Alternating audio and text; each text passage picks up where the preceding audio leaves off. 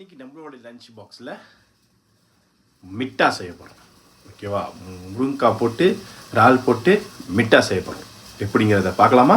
So அதுக்கு தேவையான பொருட்கள் வெங்காயம், பச்சை மிளகா, தக்காளி, அப்புறம் முருங்கைக்காய்.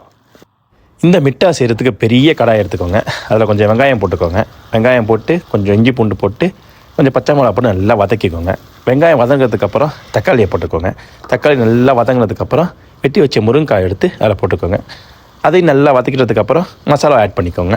பெப்பரு, ஜீரகம், ஃபிஷ் மசாலா, அப்புறம் மிளகாப்பொடி. என்கிட்ட ஜீரகம் தூள் இல்லை, அதனால் சார் நான் வெறும் ஜீரகம் நான் சேர்த்துக்கிட்டேன். அதுக்கப்புறம் எல்லாத்தையும் கலந்து கொஞ்சம் லைட்டாக தண்ணி விட்டு நல்லா மிக்ஸ் பண்ணிக்கோங்க. மிக்ஸ் பண்ணதுக்கப்புறம் க்ளீன் பண்ணி வச்சு இந்த இறால் எடுத்து அதையும் போட்டு நல்லா க்ளீன் பண்ணி ஒரு 10 to 20 மினிட்ஸில் வச்சிங்கன்னா சுட சுட மிட்டா ரெடி.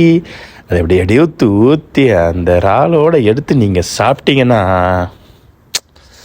அப்படியே உங்களுக்கு கண்ணில் தெரியும். அப்படியே அந்த ருசி கண் வழியாக தெரியும். ஓகேவா? ஸோ நீங்கள் இந்த மாதிரி ட்ரை பண்ணி கமெண்ட் பண்ணுங்கள். நெக்ஸ்ட்டு ஒரு நல்ல ஒரு டிஷ்ஷை சந்திப்போம். பாய்.